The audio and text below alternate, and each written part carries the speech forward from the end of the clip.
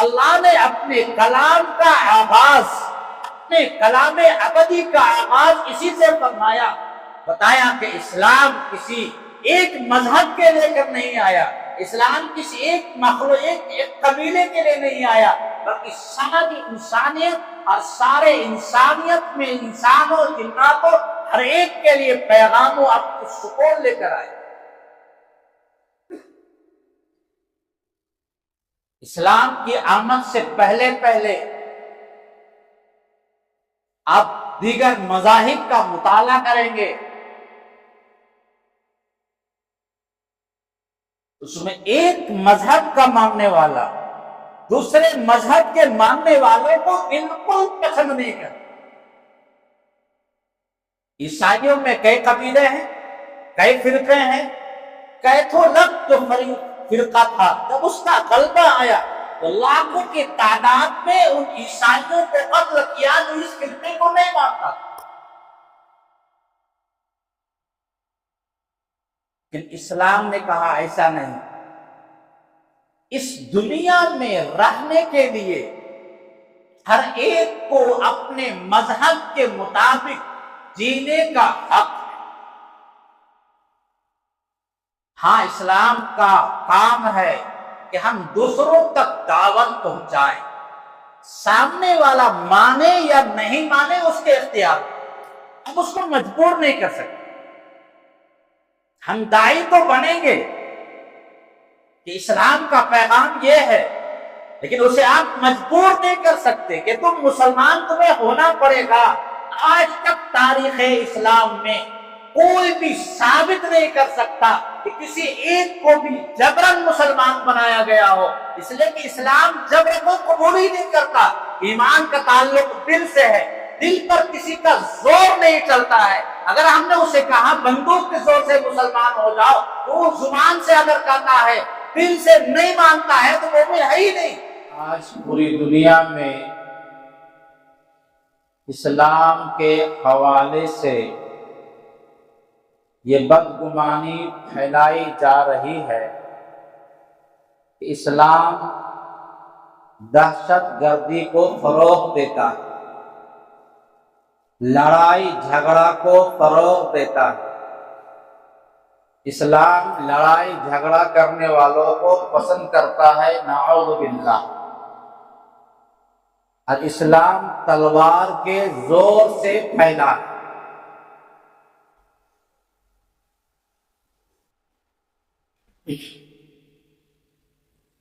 یہ بڑے پیمانے پر یہ پروپیگنڈا کیا جاتا ہے۔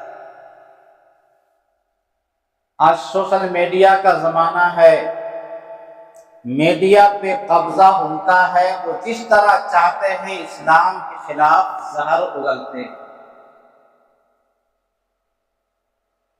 اور اس کی ایک بنیادی وجہ یہ بھی ہے کہ ہمارا قصور ہے کہ ہمیں اسلام کا پیغام جس طرح لوگوں تک پہنچانا چاہیے تھا، اپنے اخلاق سے، اپنے کردار سے، اپنے عمل سے، اپنی تقریروں سے، اپنے خطبات سے، اپنی کتابوں سے، اس طرح کا پیغام ہم نے لوگوں تک پہنچایا نہیں۔ ہم داعی بن کر آئے تھے، لیکن ہمیں خود مدعو بننا پڑ رہا۔ ہمارا کام تھا کہ ہم میں سے ہر شخص داعی بنے، لوگوں تک اسلام کو پہنچائے، لیکن ہم میں سے 90% ایسے لوگ ہیں جسے اسلام کے بارے میں خود پتہ نہیں۔ مسلمان بھی اس کنفیوژن میں ہو جاتا ہے کہ کیا پتہ میڈیا والا جو کہہ رہا ہے وہ صحیح کہہ رہا، نعوذ باللہ۔ اسلام یہ خود سلامتی سے نکلا، اس کے نام میں سلامتی ہے۔ اسلام یہ سلامت سے نکلا ہے، اس کے معنی ہے امن، سکون، بھائی چارہ، اخوت و محبت۔ اسلام کے معنی ہی میں سلامتی ہے۔ ایمان امن سے نکلا ہے، مومن امن دینے والا، سکون دینے والا، کسی کو تکلیف نہ پہنچانے والا، اسلام کے نام اور حروف میں ہی سلام۔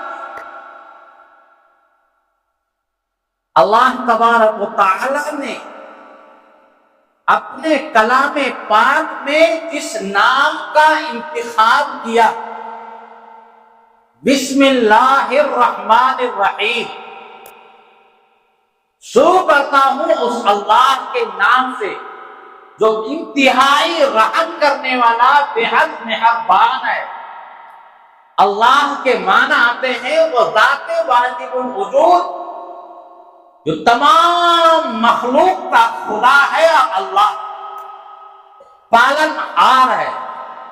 رحمان اس کے معنی آتے سب پہ رحم کرنے والے، چاہے انسان ہو، چاہے مومن ہو، چاہے کافر ہو، چاہے غریب ہو، چاہے امیر ہو، بادشاہ ہو، رعایا ہو، درخت ہو، جانور ہو، کیڑا ہو، مکوڑا ہو، دنیا کی ہر چیز پہ رحم کرنے والا الرحمن۔ اللہ نے اپنے کلام کا آغاز انہی الفاظ سے فرمایا۔ اسلام کا مطلب ہی ہے، اللہ کو اسلام مانتا ہے، وہ ہر ایک پہ رحم کرنے والا ہے، وہ ہر ایک کا خدا ہے، سارے کا پالنہار ہے۔ پھر اللہ نے جو الفاظ انتخاب فرمائے، الحمدللہ رب العالمین، تمام تعریفیں اس اللہ کے لیے ہے جو ساری کائنات کا، سارے عالم کا، چاہے عالم درختوں کا ہے، چاہے عالم پرندوں کا ہو، چاہے عالم فرشتوں کا ہو، چاہے عالم جنات کا ہو، چاہے انسان کا ہو، چاہے کافر کا ہو، چاہے مومن کا ہو، چاہے بچہ کا ہو، چاہے بوڑھا کا ہو، چاہے عورت کا ہو، چاہے مرد کا ہو، سارے کا رب العالمین، تمام جہانوں کا پالن ہار ہے۔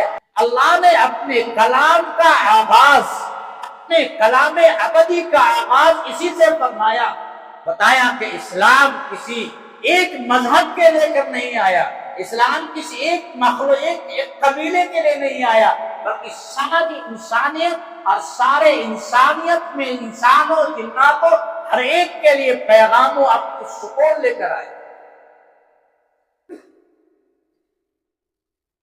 اسلام کی آمد سے پہلے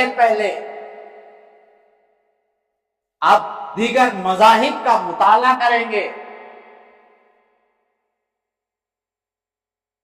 اس میں ایک مذہب کا ماننے والا دوسرے مذہب کے ماننے والوں کو بالکل پسند نہیں کرتا۔ عیسائیوں میں کئی قبیلے ہیں، کئی فرقے ہیں، کیتھولک جو فرقہ تھا، جب اس کا غلبہ آیا تو لاکھوں کی تعداد میں ان عیسائیوں کو قتل کیا جو اس فرقے کو نہیں مانتا۔ لیکن اسلام نے کہا ایسا نہیں، اس دنیا میں رہنے کے لیے ہر ایک کو اپنے مذہب کے مطابق جینے کا حق ہے۔ ہاں، اسلام کا کام ہے کہ ہم دوسروں تک دعوت پہنچائیں، سامنے والا مانے یا نہیں مانے اس کے اختیار، ہم اس کو مجبور نہیں کر سکتے۔ ہم داعی تو بنیں گے کہ اسلام کا پیغام یہ ہے، لیکن اسے آپ مجبور نہیں کر سکتے کہ تم مسلمان، تمہیں ہونا پڑے گا۔ آج تک تاریخ اسلام میں کوئی بھی ثابت نہیں کر سکتا کہ کسی ایک کو بھی جبراً مسلمان بنایا گیا ہو، اس لیے کہ اسلام جبر کو قبول ہی نہیں کرتا۔ ایمان کا تعلق دل سے ہے، دل پر کسی کا زور نہیں چلتا ہے۔ اگر ہم نے اسے کہا بندوق کے زور سے مسلمان ہو جاؤ، تو وہ زبان سے اگر کہتا ہے، دل سے نہیں مانتا ہے، تو مومن ہے ہی نہیں۔ اللہ اسے ایمان کو قبول ہی نہیں کرتا۔ اَفَتُكْرِهُ النَّاسَ، قرآن کہتا ہے کہ آپ لوگوں کو مجبور کریں گے کہ وہ ایمان لے آئے۔ لا اکراہ فی الدین، اسلام لانے میں کوئی کسی کو زبردستی نہیں کر سکتا۔ انسان کے دو بیٹے تھے، دونوں کرسچن ہو گئے تھے، عیسائی۔ اسلام کے آمد سے پہلے پہلے مدینہ منورہ میں عیسائی قبیلہ آباد تھا، تو جو لوگ عیسائی بننا چاہتے تھے وہ عیسائی بن جاتے تھے۔ ابھی جب صحابی مسلمان ہوئے تو انہوں نے اپنے دونوں بیٹوں کو چاہا اس کو جبر کر کے مجبور کر کے مسلمان بنا لیا جائے، تو آیت کریمہ نازل ہو گئی، لا اکراہ فی الدین قد تبین الرشد من الغی فمن یکفر بالطاغوت ویؤمن باللہ فقد استمسک بالعروۃ الوثقی لا انفصام لہا۔ اسلام میں کوئی زبردستی نہیں ہے، اسلام کے پیغامات، اسلام کے احکامات، اللہ کے پیغامات روشن دن کی روشنی کی طرح موجود ہے۔ فمن شاء فلیؤمن ومن شاء فلیکفر، جو ایمان لانا چاہے تو ایمان لائے، جو کفر کرنا چاہے وہ کفر کرے، اس کا فیصلہ آخرت میں ہوگا۔ اِنَّا أَعْتَدْنَا لِلظَّالِمِينَ نَارًا، ہم نے کافروں کے لیے آخرت میں ہمیشہ کے لیے جہنم کو تیار کر رکھا ہے۔ دنیا میں اسے اختیار ہے، کوئی کسی کو جبر نہیں کر سکتا، مجبور نہیں کر سکتا۔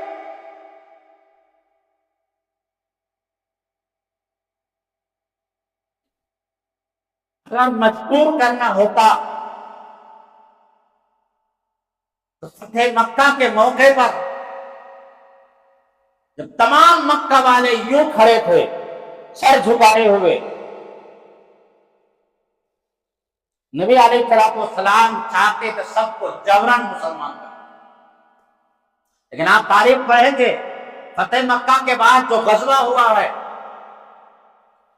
غزوہ حوازن غالباً ہے، اس میں بے شمار غیر مسلم بھی شریک ہوئے جو انہوں نے ایمان نہیں لایا،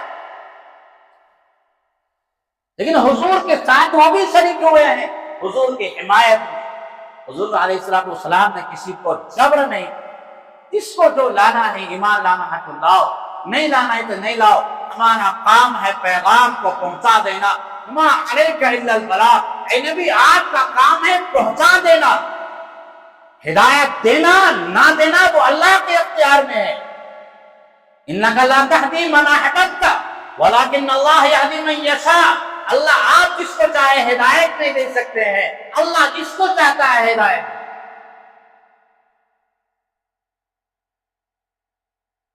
اسلام نے امن کے پیغام کو عام فرمایا اور یہ کہا کہ اگر اسلامی حکومت میں کوئی غیر مسلم رہتا ہے اسے ذمہ کہتے ہیں، تو نبی علیہ السلام نے فرمایا جس طرح مسلمانوں کی جان، مال، عزت و آبرو کی حفاظت ضروری ہے، اسی طرح سے اس غیر مسلم کے جان، مال، عزت و آبرو کی بھی حفاظت ضروری ہے، اسی طرح سے ضروری جس طرح سے مسلمان کی ضروری ہے۔ اور جس نے کسی غیر مسلم ذمہ کو مار ڈالا، حضور علیہ السلام فرماتے ہیں وہ جنت میں نہیں جائے گا۔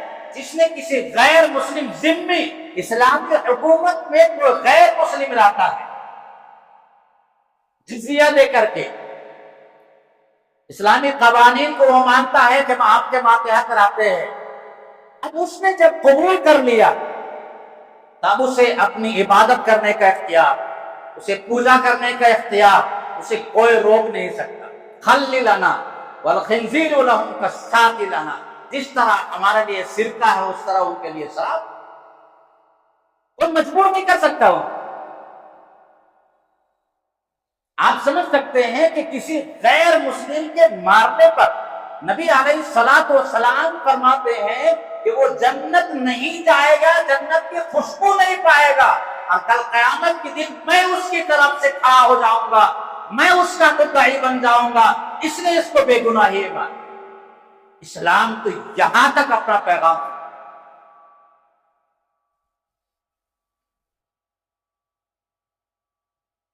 صلاح الدین ایوبی رحمت اللہ علیہ جب بیت المقدس فتح ہوا، ٹھیک ان کے 99 سال پہلے جب یہودیوں نے قبضہ کیا تھا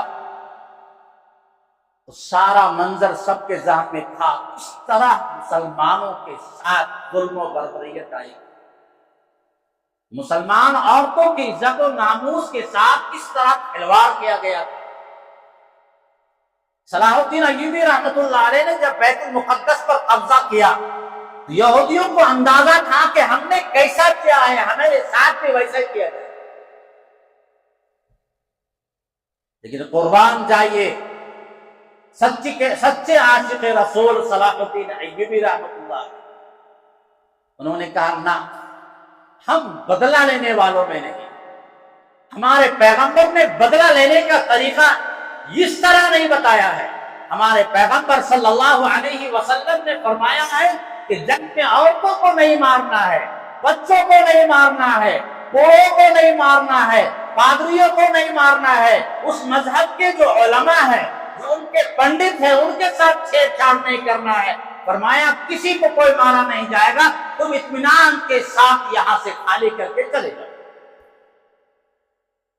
وہ ایک اونچی مکان پہ بیٹھ گئے، وہ منظر دیکھ رہے تھے، لوگ اپنے بوڑھے باپ کو کاندھوں پر لے جا رہے تھے، لے جانے کی طاقت نہیں تھی، پورے چلنے کی طاقت نہیں تھی۔ انہوں نے سب کو روکا، روکنے کے بعد کہا ایک کام کرو، تم لوگ نہیں جا سکتے ہو، یہی رہو اور یہاں رہ کر کے اطمینان کے ساتھ اپنی گرجاؤں میں رہو، مسلمانوں کے ساتھ مل جل کر رہو، لیکن فتنہ شرارت مت کرو۔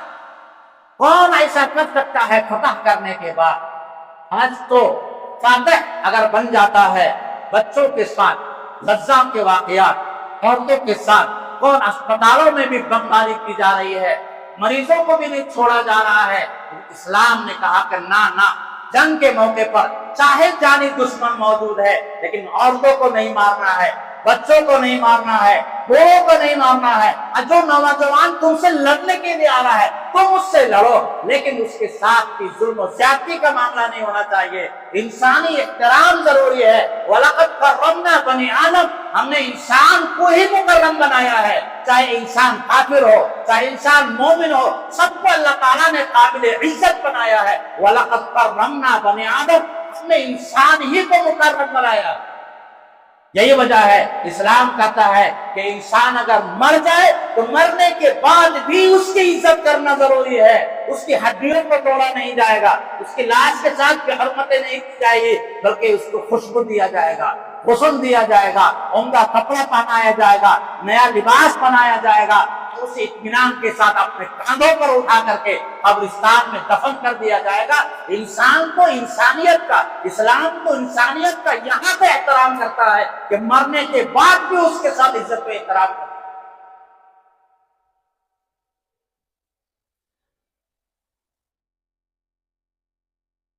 پوری زندگی حضرت عائشہ صدیقہ رضی اللہ تعالی عنہ فرماتی ہے کہ نبی علیہ الصلوۃ والسلام نے اپنی ذات کے لیے کسی سے بدلہ نہیں، اپنے ہاتھ سے پورے 63 سالہ زندگی میں نبی علیہ الصلوۃ والسلام نے کسی کو تماچا بھی نہیں، ایسا کوئی قائد، ایسا کوئی سپہ سالار، ایسا کوئی رہنما، ایسا کوئی بادشاہ جو یہ کہہ سکے کہ میں نے کسی کو تماچا نہیں مارا، میں نے کسی کو گالی نہیں دی، میں نے کسی کو زبان سے کوئی لفظ سخت لفظ نہیں کہا۔ ما کان رسول اللہ فاحشا ولا متفاحشا، نبی علیہ الصلوۃ والسلام نہ فحش خور تھے، نہ کوئی غیر اختیاری بھی غلط جملہ کبھی زبان سے نہیں نکلا۔ یلقى اشد حیاء من مقطرہ تضرع فی خدرها الزانح الخطر، نبی علیہ الصلوۃ والسلام کو اس قدر با حیا تھے، ایک کماری لڑکی جو اپنے پردے میں رہتی ہے اس سے زیادہ نبی علیہ الصلوۃ والسلام کے اندر ہے۔ حضرت عائشہ صدیقہ رضی اللہ تعالی عنہ فرماتے ہیں، جملہ غور سے سن لیجیے، جو غور سے سن لیجیے، ما رآ منی ولا رآ من ولا رأیت منہ، نبی علیہ السلام میاں بیوی کے تعلقات، حضور نے کہا جو ہے اس کو پیغام پہنچا دو، نبی کے اخلاق گھر کے باہر کے سب کو پہنچا دو۔ حضور فرماتے ہیں، عائشہ فرماتی ہے ما رآ منی ولا رأیت منہ، نبی علیہ السلام نے کبھی بھی نہ میرا شرمگاہ کو دیکھا نہ میں نے حضور کے شرمگاہ کو۔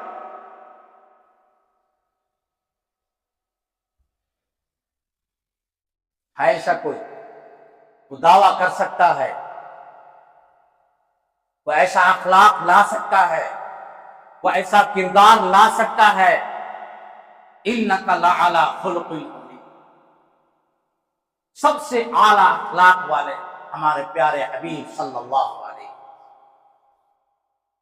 نبی علیہ الصلوۃ والسلام کے پاس ایک مہمان آئے غیر مسلم،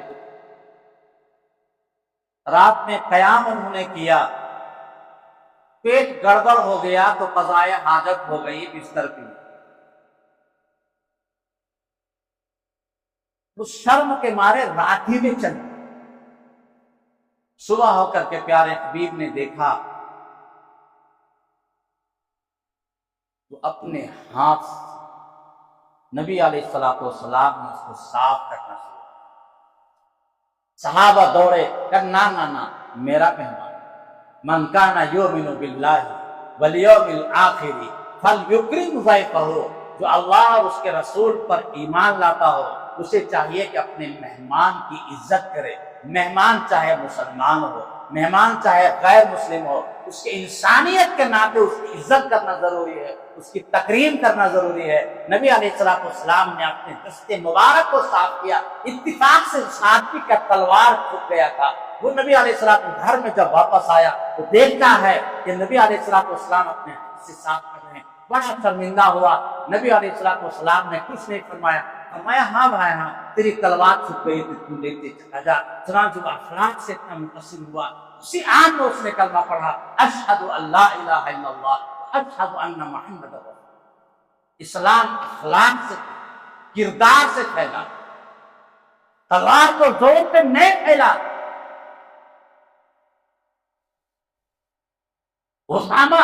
سمامہ بنت اسال رضی اللہ تعالیٰ وہ قیدی بن کے آئے تو نبی علیہ الصلوۃ والسلام نے فرمایا کہ ان کو مسجد نبی کے صدور میں باندھ دو، وہاں کے سردار کو یمامہ۔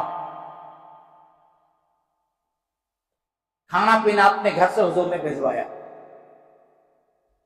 حضور وہاں سے گزرے، کہا سمامہ تیرے ساتھ کیا کیا جائے؟ انہوں نے جواب دیا یا رسول اللہ میں مجرم ہوں، مجھ پر خون کا الزام ہے، اگر آپ مجھے قتل کر ڈالیں گے تو مجرم کو قتل کریں، آپ اگر مجھ پر احسان کریں گے تو ایسے آدمی پر احسان کریں گے جو شکر گزار ہو۔ نبی اسلام وہاں سے گزر گئے۔ دوسرے دن بھی وہاں سے حضور گزرے، پھر وہی پوچھا، انہوں نے پھر وہی جواب دیا۔ تیسرے دن بھی نبی علیہ الصلوۃ والسلام نے پوچھا سمامہ کیا حال ہے تمہارا، کیا خیال ہے تمہارا؟ تو فرمایا حضور مجھے مار دیں گے، مجرم کو آپ ماریں گے، اور اگر معاف کر دیں گے تو شکر کرنے والوں کو معاف کریں گے۔ نبی علیہ الصلوۃ والسلام نے صحابہ سے فرمایا چھوڑ دو اسے۔ مسجد نبی سے وہ نکلے، سامنے پانی تھا، وہاں گئے، وہاں انہوں نے غسل کیا، اور غسل کرنے کے بعد مسجد نبی میں تشریف لائے اور بلند آواز سے کہا اشہد ان لا الہ الا اللہ واشہد ان محمد رسول اللہ۔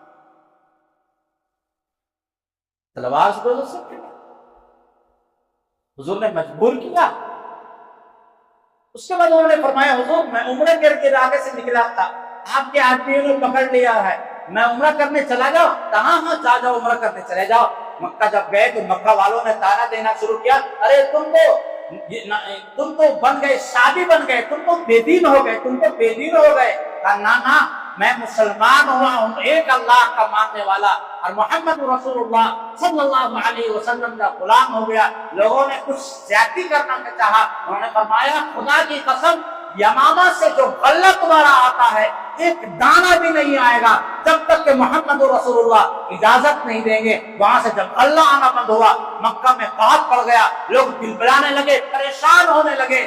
مکہ والوں نے حضور کو خط لکھا، یا رسول اللہ سمامہ کو فرما دیجئے، آپ اجازت دے دیجئے وہاں سے ہمارا اللہ آنا شروع ہو جائے۔ نبی علیہ الصلوۃ والسلام وہ مکہ والے جو جانی دشمن ہیں وہ بھی جان رہے ہیں کہ محمد کے پاس جائیں گے، وہ سب سے رحیم ہے، رحمان کے ماننے والے ہیں، وہ انتہائی نرم دل ہے، وہ دشمنوں کے ساتھ بھی اچھا برتاؤ کرنے والے ہیں۔ نبی علیہ الصلوۃ والسلام نے خط لکھا کہ جس طرح سے تم غلہ بھیجا کرتے تھے اسی طرح سے اس علاقے سے غلہ بھیجا کرو۔ یہ ہمارے نبی کے اخلاق تھے، کردار تھے نبی علیہ السلام کی اخلاق اور کردار. اسی لیے قرآن نے بیان فرمایا وما ارسلناک الا رحمۃ للعالمین، ہم نے آپ کو ساری انسانیت کے لیے رحمت بنا کر بھیجا، سارے عالم کے لیے رحمت بنا کر بھیجا.